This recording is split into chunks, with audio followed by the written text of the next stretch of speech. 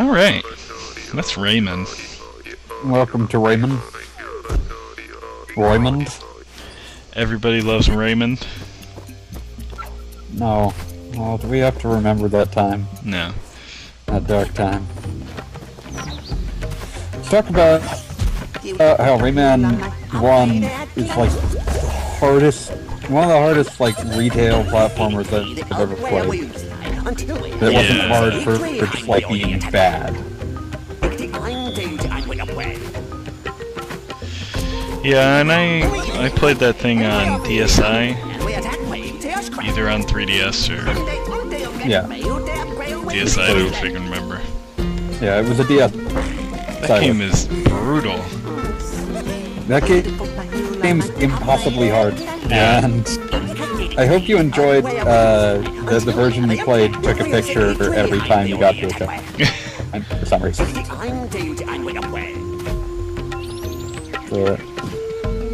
Yeah, like I've been playing it recently, and it's just like trying to get to, just trying to get through it at all. And like playing it, I know I have to go back to all of these impossibly hard levels because I'm not getting all of the frickin' teensies, and it's just, it's not worth it, man. I don't even know. Like I got to. Like, just for reference, I put in a 99 lives code to see just how quickly those would run out. Very quickly? In the second world, I lost 40 lives.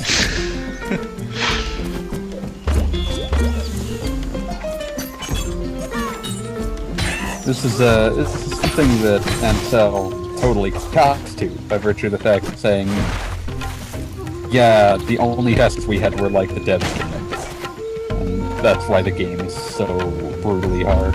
But, like, this game, which is still kind of reputed for being quite hard, and, like, gets around it by virtue of having unlimited lives, is still probably easier than original Rayman. Yeah.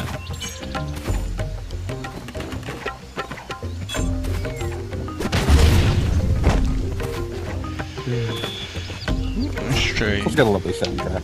Yeah, this game has an amazing soundtrack. Let me just take a peek, make sure we're not dropping the frames. Okay. It looks real good on the screen. Sweet. Yeah, sorry, I apologize for the Mac dock in the bottom of the stream / YouTube video, but I couldn't get this to run full screen for unknown reasons. And this will probably not be long enough to be a major issue. Yeah. I mean, the game just a good chill-out stream with Rayman. Yeah, this game is gorgeous. And the sequel looks even better. Tumultuous Rayman Origins. This is probably the furthest that any franchise started on the Jaguar ever got. Did it really? Is that really where it first showed up? The Jaguar was the lead platform for Rayman 1. Wow, that's bizarre. Yep. It did better than its fellows, Sumi Ninja, Attack of the Mutant Penguins, or whatever the heck that game is called, Club Drive, every other game on the Jaguar. Well, that's interesting, because wasn't a lot of Ubisoft's early success based on the success? This game was so important for Ubisoft, it's, like, crazy. Well, Rayman 1. Yeah. Like, so, before Rayman 1, Ubisoft didn't really make many games. They were a European and French-specific distributor. And then, like, they tried to beef up with Rayman. That was going to be like, that was originally a co-op platformer for the SNES before moving to the Jaguar and PS1. And like, that game was a bestseller in Europe for like 5 straight years. Like, did not leave the top 40 sales charts for 5 straight years. That's crazy, considering how much we talked about how absurdly hard it is. Yeah, like the game was so popular, and there was reason because it was like the best looking game on. Like there's a reasonable argument to be made that it's the best looking PS1 game. I mean, it still looks pretty decent. Yeah, no, it still looks fantastic. Which is why I'm saying there is a decent argument to be made that it's the best looking PS1 game. Yeah, I can get behind that argument. Yeah, and then like they started making Rayman 2 as like a 2D platformer, and like so there's like a billion versions of Rayman 2. It is the most ported game in the series, and the PS1 version is kind of garbage. Like it's among, if not the worst version, because it cuts out like a quarter of the levels. And truncates a lot of the other ones that they like seemingly had difficulty with the PS1's like memory limitations, which is why, despite Rayman 1 being a tremendous success on the PS1, it first came out on N64 and PC, and the PS1 version like came a year or so later. But the PS1 version has a like one level snippet of like the work in progress build of 2D Rayman 2. That you get if you 100% that version. Yeah. And then Rayman sort of wandered in the wilderness for many years. But yeah, all of the different ports of Rayman 2 are kind of fascinating. Yeah. Well, then we got 3, which Hoodlum Havoc. Just sounds like an interesting game. I have not played. It's by all accounts not bad. I know it got an HD redo for XBLA, PSN, and PC in like 2010 or so. Yeah. But other than that, it like sort of came out and it didn't really have much of a lasting impact. It wasn't bad by most reckoning, but it just never seemed to attain the popularity that Rayman did. Yeah. Y'all got eaten, boy. Oh, God, you want that coin?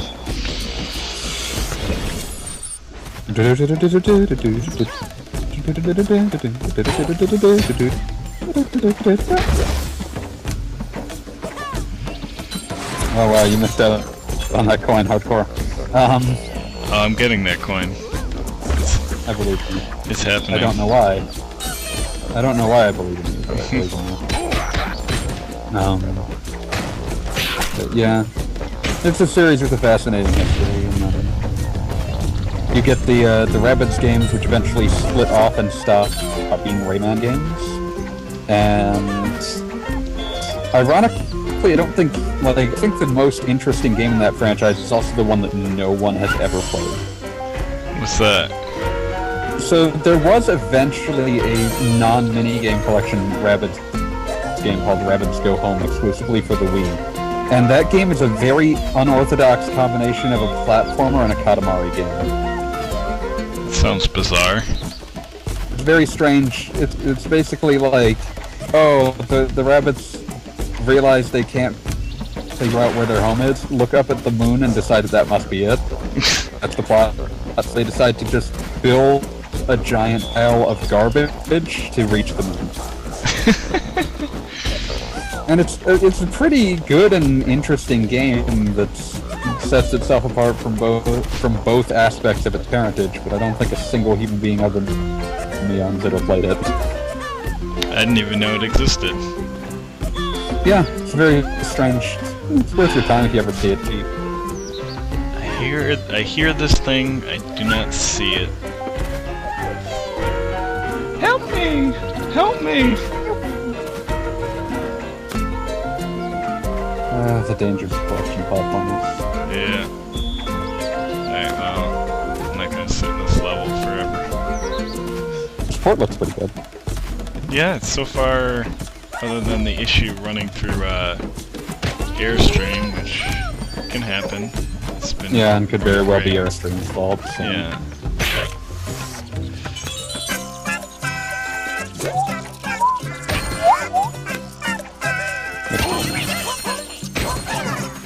Yeah, I haven't touched Rayman since Legends. I wouldn't be too surprised to see another one sometime soon, but... Yeah, Legends seemed to do well enough. And honestly, as much as we griped about holding the Wii version for the other versions, it was probably for the best. Like, it bothers me. Like, that sort of this idea is what perpetuates the system doing poorly. Is like, well, we don't want to invest money in this, so like, here's no games. But at the same time, the final game was ultimately good. So it all worked out for mostly. a certain value of working out. Yeah.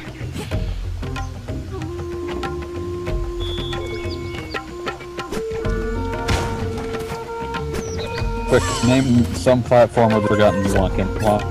There's gotta be a few. What's that? Name a platformer that's forgotten you want to come back. You gotta have a personal favorite that not even be good. Let me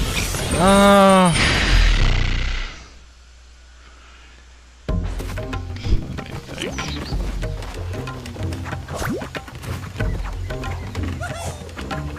Croc.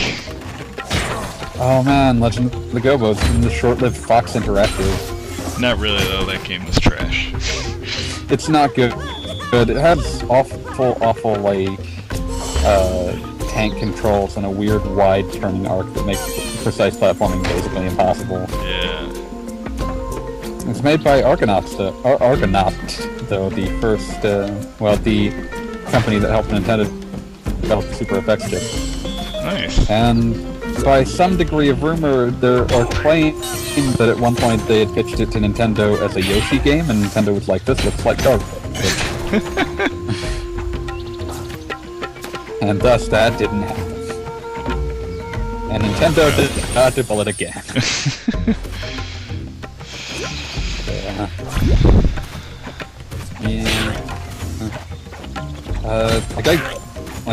I can keep naming like platformers you don't remember happened, like Voodoo Vince. Vince, oh god. Alright, I'm gonna be honest, I'd like another Earthworm Jim. I can't play Earthworm Jim games, and I feel sort of bad saying that. Like, they just aren't fun to me. I'm sorry, Lewis. I'm stepping on your heart. It's okay. But hey, we'll always have the, like, hell elevator music. But, yeah... Yeah, Microsoft in the original Xbox days had like this idea that they needed to have an answer to everything. And so like they greenlit just baffling numbers of like second-party projects. And like, so there's like the corpses of 3 or 4 platformers that they greenlit, and most of them they didn't even bother publishing because, like, at some point they were like, well, we don't really believe in the platformer genre's future. Like the most well-remembered of that crowd of games was the original Psychonauts, which was supposed to be published by Microsoft, and then, like, by the time it came out, it had been picked up by Majesco of all companies. Just weird. Yeah. It's probably why they were able to get the license for it back. Yeah, I would imagine Majesco did not really care. But yeah, like that was like Majesco's like last gasp at trying to become like a big third-party player.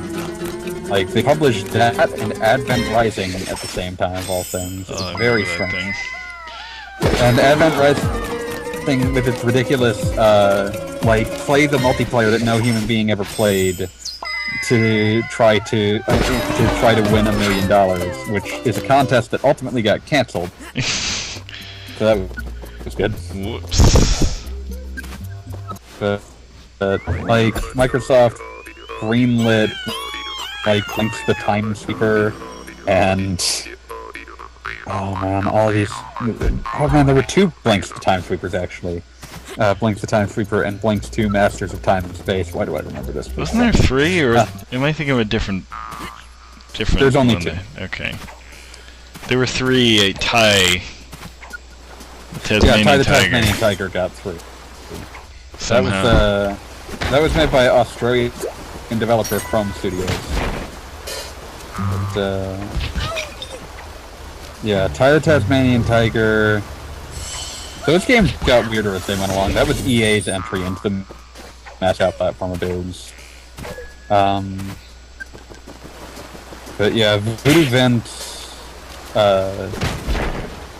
Psychonauts, Malice, which was actually kind of had some degree of hype for it when it first was announced, but only for the most like late 90s, early 2000s reason imaginable. Which is that before Malice came out, the intent was that all of the principal characters would be voiced by members of the band No Doubt. What? Yeah. Oh, that's That almost bizarre. for legal reasons they were not allowed to use that voice track in the final game, but that was the original plan. Wow. It was the strangest thing. Like, I had no idea this. I think that one's by Argonaut as well. By all accounts, the game is terrible, but that game probably has a fascinating development history that no one has ever like really looked for. Because who cares about Malice? Because it was supposed to be an Xbox launch game, and it came out on PS2 and Xbox in 2004. Wow.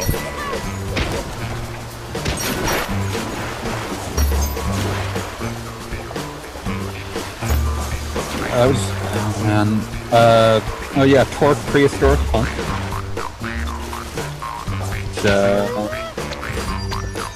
I really could start making these names up and you wouldn't be able to, but that was another one of Microsoft's, like, corpses of platformers when they were approving, you know, like, apparently anything.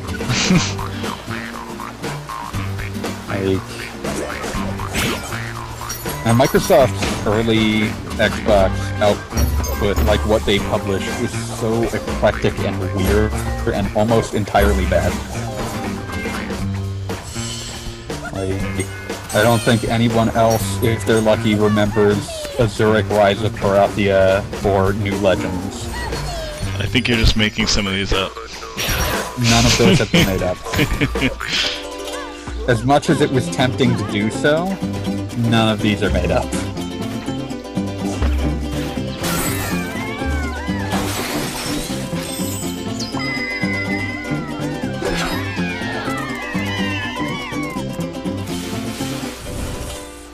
There's gonna be an Xbox exclusive Sam and Max game? What?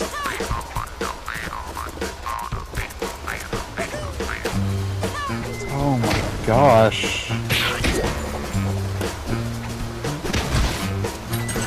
If we do the failure of their first game, New Legends, and the project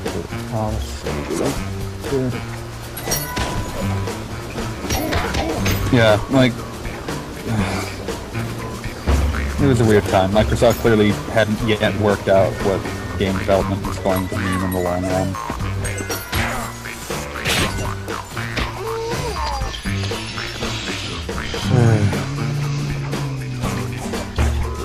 I have to think, did any of those platformers other than Blinks actually come out with Microsoft banner? I suppose Conker did by necessity. That was another game that was delayed for frankly baffling amounts of time, given that principally it was already done. What's that? Conker Live and Reloaded. Oh yeah. Like, that game got announced in like 03 and didn't come out until it was like one of the last Xbox games to come out. Last major ones anyway. Also, they had to rename it because they originally named it Live and Uncut, and it turned out it in fact censored it more than Nintendo had. So much for that. Yeah. Okay, yeah. It was development started the moment that they were bought by Microsoft. The game came out in late June of 2005. That's baffling. Like, there's a handful of bits of the game that, like, reference the idea of maybe like some of the things you see won't be direct remakes of the old stuff. But for the most part, there's maybe one level that could be considered genuine. Wasn't the multiplayer mode new? The multiplayer mode was new. And I would imagine the first delay was to allow it to launch with Xbox Live. And then, Xbox Live took a while to launch. Xbox Live took a while to launch, and it still missed that date by 2 years. So. Oops. But yeah, there's all sorts of weird weird mid to late PS2 era platformers that no one cares about, like Scalar or Scratch: A Magical Tale, which I don't think actually came out. Sure. Need to check this. Scratch: A Magical Tale. Okay, it's telling that the first thing I find, like I get an unseen 64 link, which is always a bad sign, but the word cancelled has a question mark next to it. Was it cancelled? Good question. You remember Pandemonium? Oh yeah, Pandemonium and Pandemonium 2 for the PS1. Well, I played that on the Saturn actually. Oh man, I never think of games as being ported to the Saturn. I just like the idea never strikes me. For a good reason. Did you play Tomb Raider on your Saturn? Of course. That's how we originally played it. That was originally a Saturn exclusive. Well, that worked out, huh? Like it was supposed to be. I don't think it was by the time it came out, but when it was first designed, it was intended as a Saturn exclusive. Yeah, that's basically how the Saturn became my system. My dad brought off my brother's friend for Tomb Raider, and then Tomb Raider 2 is PS1 exclusive, so he wanted to get rid of it, and I mowed lawns so I could buy it off him. Oh, that was a decent idea. Yeah. But yeah, I don't know if it even... I think eventually, by the time that it came out, it was already... Like, it came out on PS1 first. Saturn... Gosh, I forgot there was an NGA version of that. Wikipedia, why are you not listing the PS1 version's release date? Oh, PlayStation came out on the same day as MS-DOS. Okay, so in North America, it came out this day and date with the Saturn version, but in Europe, it launched about a month before on Sega Saturn. Interesting. Yeah. Tomb Raider is weird, just because I didn't realize it at the time, but it's really the most direct attempt to translate the original Prince of Persia into 3D. Yeah. Like, the mechanics feel exactly like that. Also, there is someone in the chat who said hello, so I say hello back. Hello. That's it. Thanks for watching. Yeah. The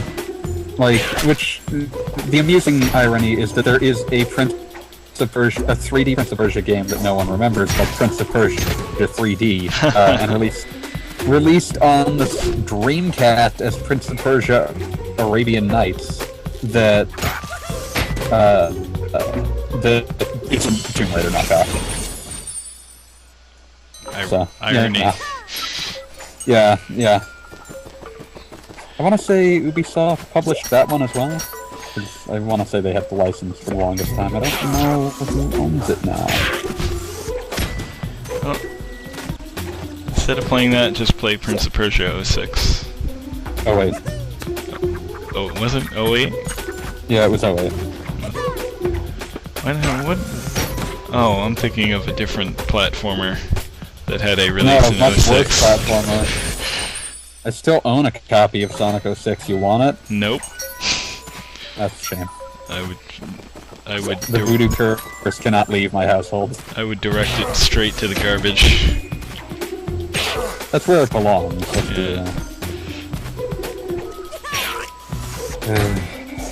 That game hurts because it's clearly, like, it clearly was conceived as Sonic Adventure 3, and I like Sonic Adventure 1 and 2 for all their flaws. But, oh boy. That game was a mistake. I do like how, in the ultimate example of, like, corporate, like, it's your fault even though it was really obviously, like, corporate decision-making's fault. The ultimate example of that is who got fired over Sonic 06? The QA team. Really? Yeah. Seriously? Yeah. No, the entire QA team for Sonic 06 got fired over it. Well, I hope they flipped off management on their way out. Yeah, they definitely better have. I mean, like, you could blame the developers for getting overambitious. You could blame management for pushing the game out, obviously, at least a year early. But no, they fired the QA team. It's your fault it's buggy. Clearly, you just failed to notice. You know what my favorite, like, inexcusable bug in it is, though? What's that? Is the bit where they didn't splice in a voice take properly. There's a part where, like, a gun soldier is talking to you about, like, a mission, and, like, he stumbles over a word, like, mumbles something about, like, seemingly to check whether they want him to start the line over again, and then he starts the line over again, and the entire thing is just in there. It sounds so bad. Like, it's the most, like, oh, this game is not done, and you're irresponsible for having released it. No, but it's QA's fault, you see. Yeah. They clearly just didn't notice. Well, QA did their job with this game, that's for sure. Yeah. This game's rock solid. Yeah. I was gonna say, what all has used the UbiArt engine? Let's see. This, Child Legends, of Light. Child of Light. Which is another gorgeous, Valiant Hearts awesome the Great game. War. I want to say Valiant Hearts the Great War also used it.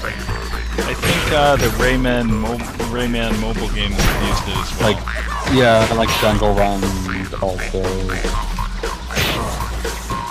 Let's check. Go to the Wikipedia, I usually catalog information of that nature. Rayman Slap, Flap, and Go. Probably Angry Birds, secretly. Rayman Jungle Run, Rayman Legends Challenge App, Rayman Legends Beatbox. I have no idea what that is unless you believe it's real. How is Rayman Adventures? Must be a mobile game. Yes, the newest mobile game. Nice. Valiant Hearts the Great War. Okay, the only major, well, quote-unquote major, the only game released on a console that I didn't know used UbiArt was the Gravity Falls game on 3DS. Oh, that's interesting. Yeah. Was that published by Ubisoft? I presume it was. Yeah, developed by Ubisoft, published by Ubisoft. Okay. So I guess they aren't really licensing that engine. Yeah, I don't think they've ever tried to license out UbiArt, probably because they don't want to have to support it for other developers. Yeah.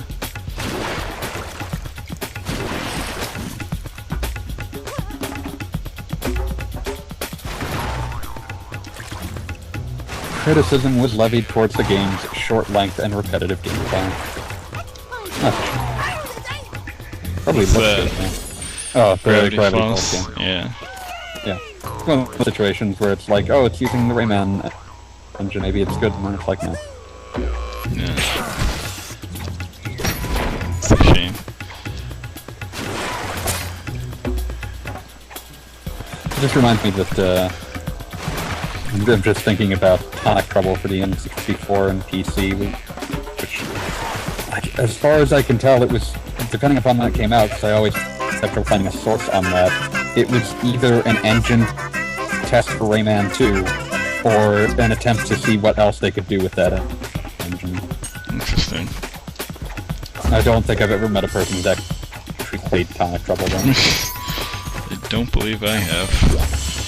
It's a pretty generic sort of game, but apparently it has weird, awful controls. So. See if I can find a release date. Well, you know what? Platformers I'd like to see another of. I'd like to see another Adventure Time game like Ice King. Hey, Ice King, why'd you take our garbage? Yes. That one's like a weird Zelda 2-like game. Very strange. It is. It's a lot of fun though. I kept meaning to get the Nameless Kingdom because I heard that it was Zelda knockoff, but never really had the cash. It's pretty good. If you see a cheap copy and have the cash, I'd recommend it. So here's the most confusing thing about Tonic Trouble's release date. Fudge. There was a special edition of it released 6 months before the actual version. That's weird. I don't... like, that's why I'm always, like, leery about claims about its release date, because that seems impossible.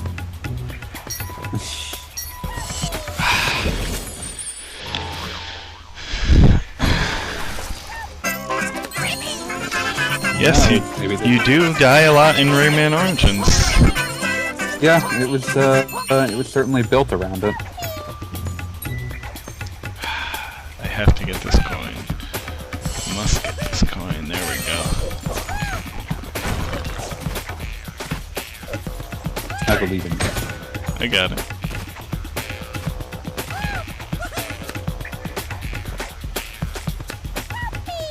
Which is good, because I didn't actually believe in it. Oh. But it's okay, because you thought I did. Did I? Yes. Up next, Wheels streams Rocket Robot on Wheels.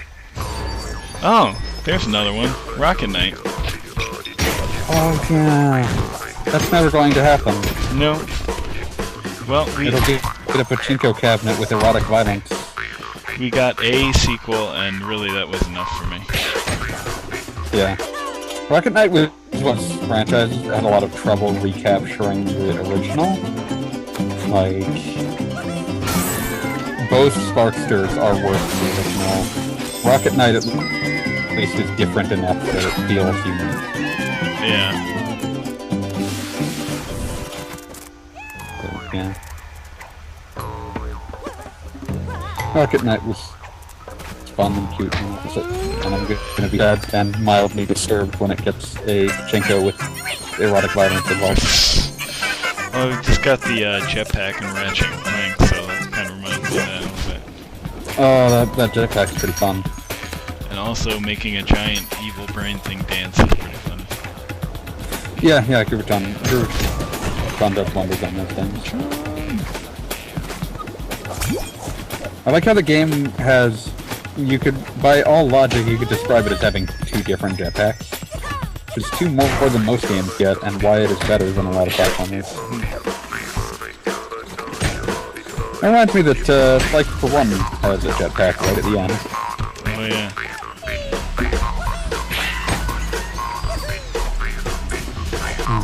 Could you certainly go for another Sly Cooper? Although I still have some I haven't played. But I'm done finished. 2 or 3? Oh man, 2 is probably just a little longer than I think it has Steam for. But, like... 3, like, most people don't like it as much as 2, but I think that it's got just slightly more variety, which helps it, like, last through its running time. Nice.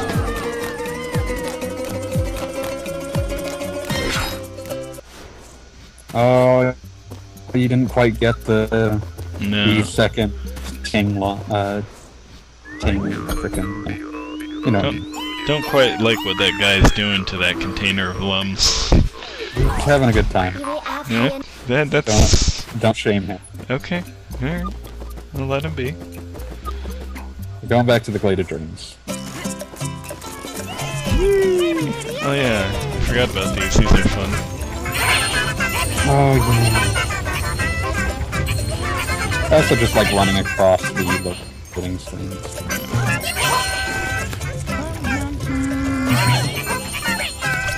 When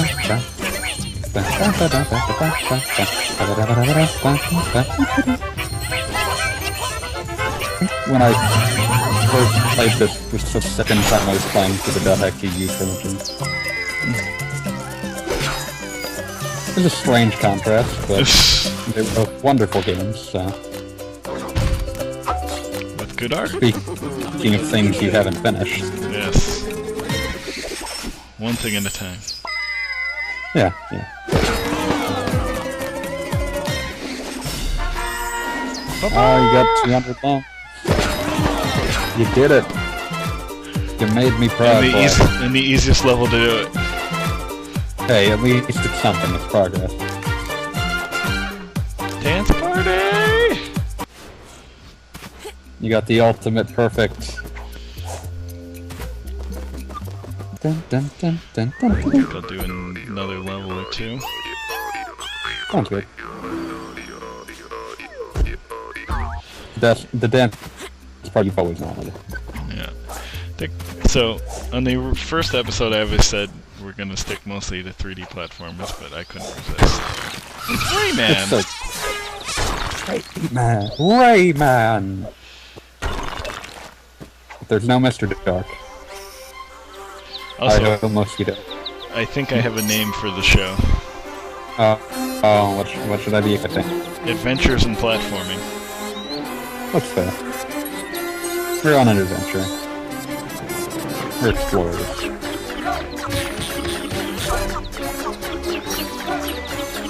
I'm glad that the game briefly decided to turn into a combination of Mr. Mosquito and shoot 'em up.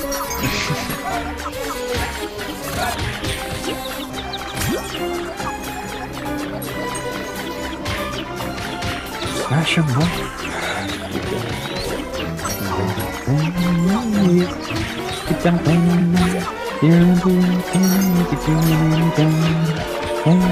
This game's soundtrack is so good. Yeah, and yet I'm singing over it. Some gift. Come on, play. No, I think I would like to see them at some point try another 3D Rayman. Yeah, like Rayman 2 is still a classic, and like Rayman 3 is not without its merit, even if it's not as memorable. And it might be a good time to give that a go. Granted, its merits weren't John Leguizamo, but I mean, yeah, he voiced the callbacks in that one. I'm not sure why. Sorry. I don't think he understood why either.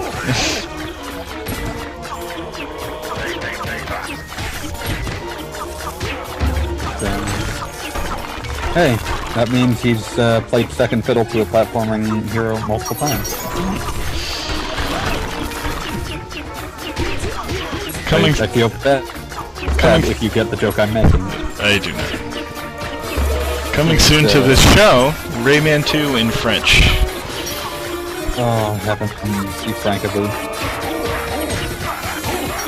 Yeah, I'm Bonjour. saying that. Huh? Bonjour. Yeah.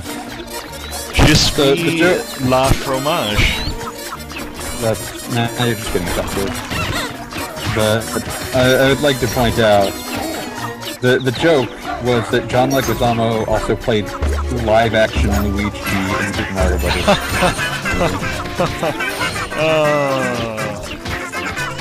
That is my favorite bad movie. That movie's a piece of trash. That movie is so bad, but it's so crazy. Like, it's such a baffling interpretation of everything you've ever thought of as Mario that it becomes entertaining. I guess. Like, who looked at Super Mario Brothers and was like, yeah, dystopian future. Pretty sure the last time I watched that, I fell asleep. I laughed my head off the last time I watched it.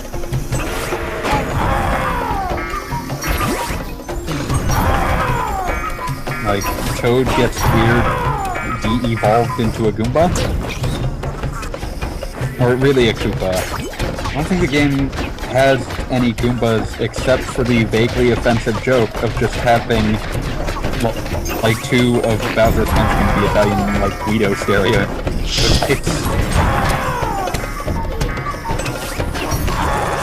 it's just like, okay, guys, you do you.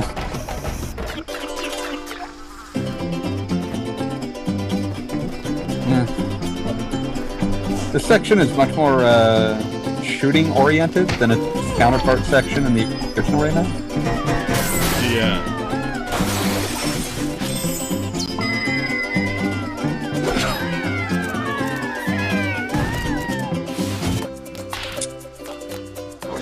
It's interesting just thinking about it from a technical perspective, but like Rayman's arms and legs are a fascinating and fantastic artistic cheat.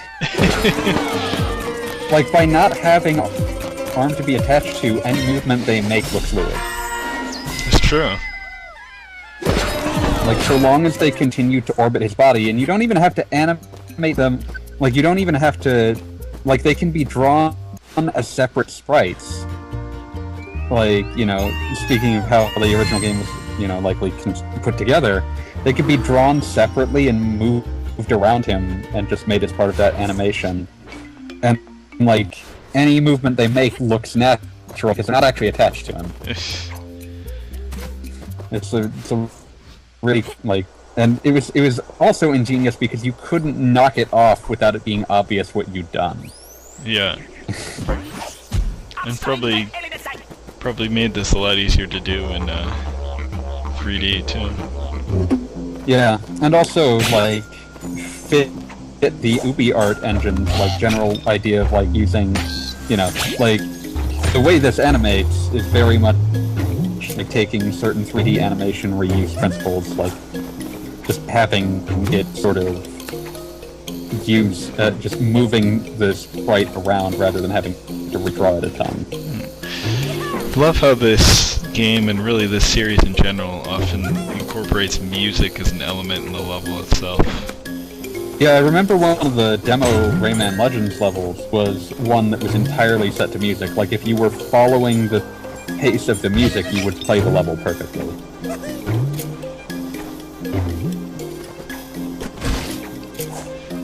Well, I mean, all the music levels in Rayman Legends are pretty much like that.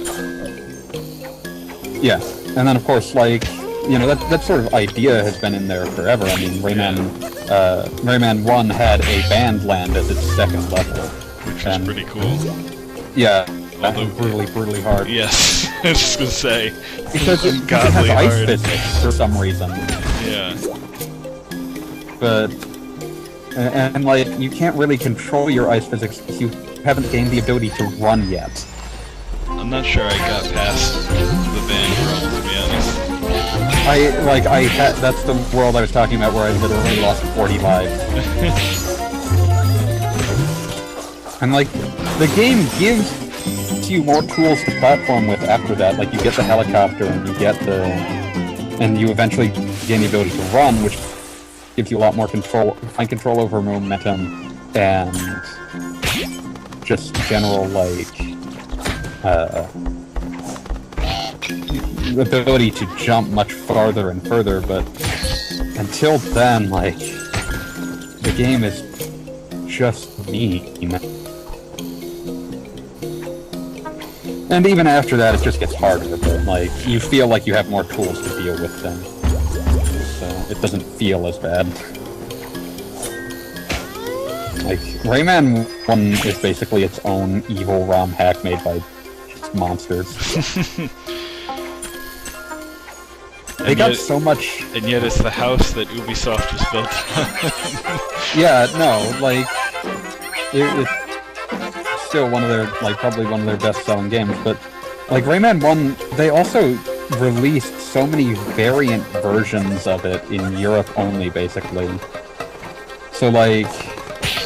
In Europe on PC, there was Rayman Designer, which was, like, you know, let you make your own Rayman 1 levels. Oh, that's pretty cool. And then they made, like, they held a contest, and the best of those got put into a compilation called Rayman by His Fans.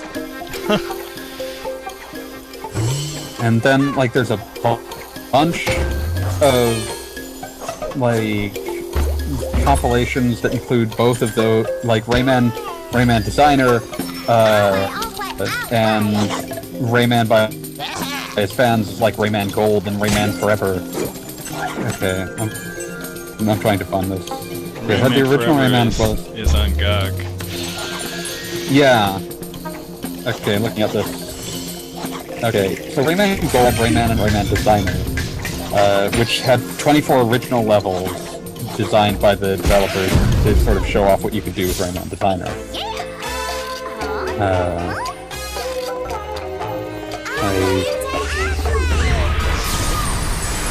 Helicopter. Then Rayman Forever, which was about a year after that, they took contained everything from Rayman Gold plus a bundle of 40 new levels from Rayman and his fans, plus the making of Rayman 2 and a refrigerator magnet for some reason. Alright. And then Rayman Collector, which is another compilation, released in late '99, exclusively in France. It featured all the levels for Rayman Gold and Forever, i.e. levels from the original game Rayman Designer's 24 new levels and 40 levels from Rayman by his fans, as well as 60 new levels by Ubisoft themselves, entitled 60 Nouveaux Edits. It also included, well, it was only released in French. In France, I should say. It also included the video, The Making of Rayman 2. A bundle with the same collection of levels was also released in the Netherlands, titled simply Rayman. This version is not rare, unlike Rayman Collector. Lastly, the collection, or at least the latter two bundles of levels, were also released as Rayman 100 Niveau.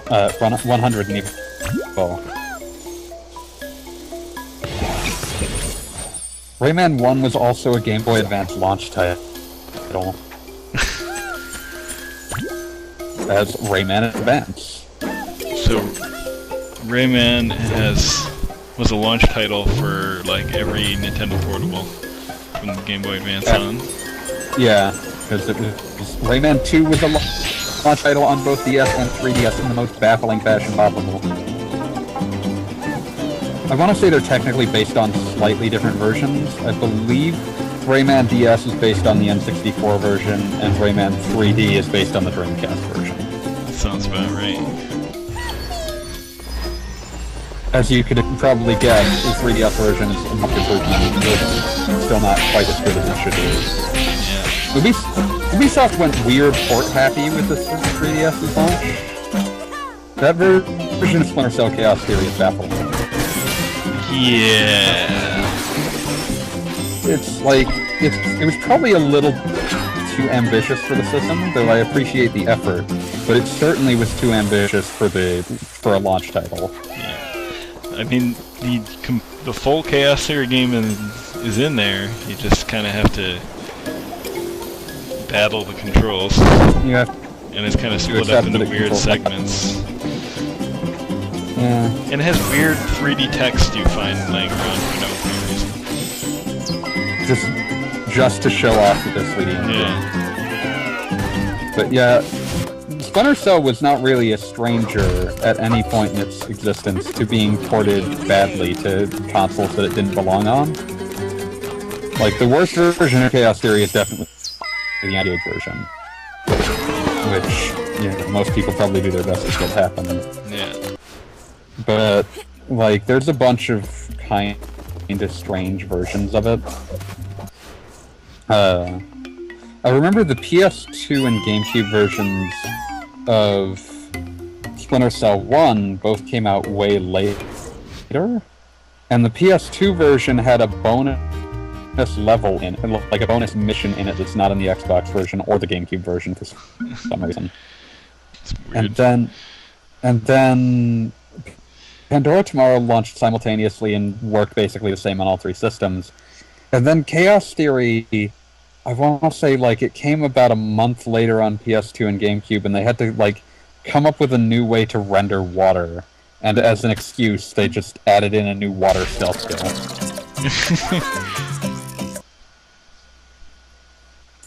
Weird games. Very weird.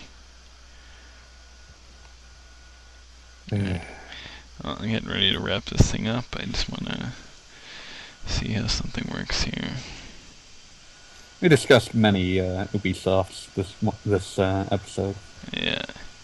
Please don't abandon 3D platformers forever, Ubisoft. Bring us another Prince of Persia or 3D Rayman.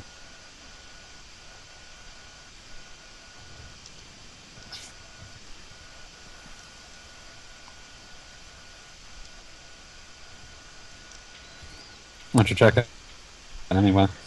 What's that? What you checking anyway? I'm gonna see how Rayman 2 looks on here. Oh, that's worth seeing. What the... Where the hell is I do like how you installed just to? apparently decided that the game just was too comprehensible beforehand. Was what? I do like how you apparently decided that the game was simply too comprehensible beforehand. Uh-oh.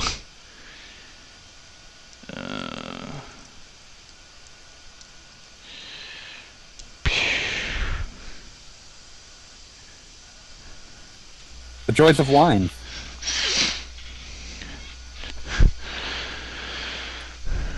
I was kind of do some fluttering here, which it did the first time I tried it. So it seems to be normal.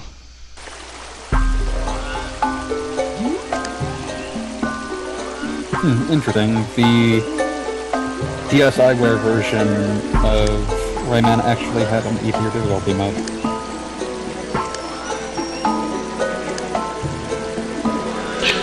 Oh wow, my PS4 controller is sort of working. Oh, that's something. Ubisoft presents.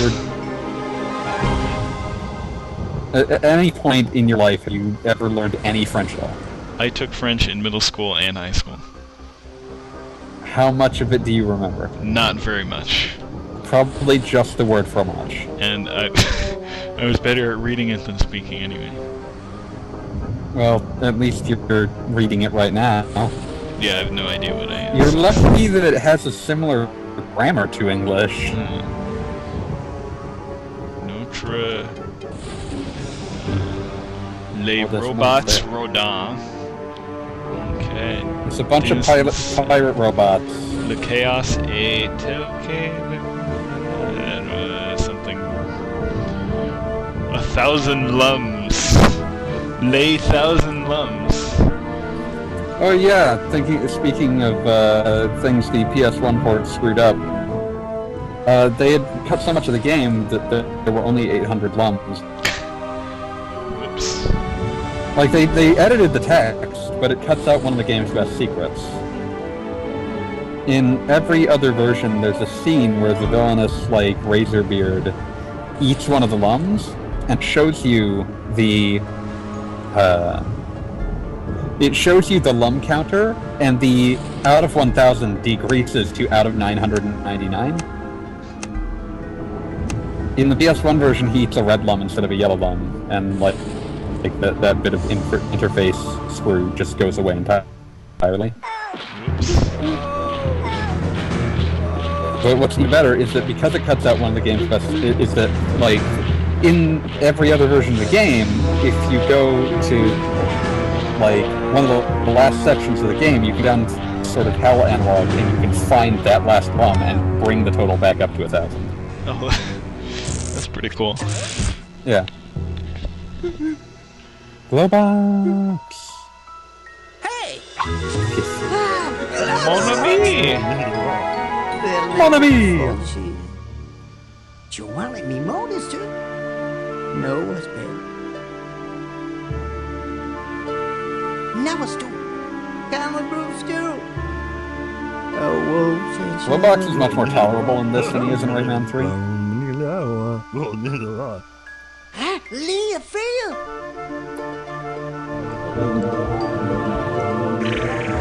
There is a good, Just gonna push in Rayman 3 if you pop Globox down. Oh, you're the diamond. This game really does not look too bad given its age. Yeah, no, it's got very strong art direction.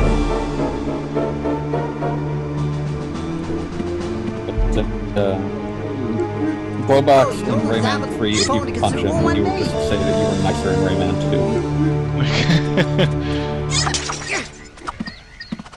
Yeah, this is working with my PS4 controller. with zero configuration. And I didn't even have time to expound on one of the cancelled versions of Rayman 4. That's a game that almost happened like 3 times. Well, maybe the 4th time's the charm. Well, Rayman Origins is Rayman 4, dude. I'm imagining like a Rayman 4 3D game. Oh, that'd be nice. But yeah, there was a planned 3D Rayman kind of soft reboot, weird 2 meta by half thing that was going to be farmed out to another company. Oh. It was very, like, everything about it conceptually was very strange. Like, it was going to be this weird thing that, like, tried to be this sort of meta-commentary on players' relationship with video games. So, like, all the characters in the game would be, like, faux game heroes, and, like, there would be like, assigned players that were, like, the reason that characters acted that way was going to be half because of what the character was and half because of who was controlling them was. Just Salut, Rayman. Salut, indeed. Contact K2 to soir échappe. Moi, c'est Murphy. Murphy was voiced by Billy West in the English version of Rayman 3. Et je suis là pour te... I don't know, I'm gonna stop speaking French. Alright, that's enough of this. I should get to sleep. You sounded like you were Titus trying to speak Albed. Abandonner. Voulez-vous vraiment abandonner? Oui.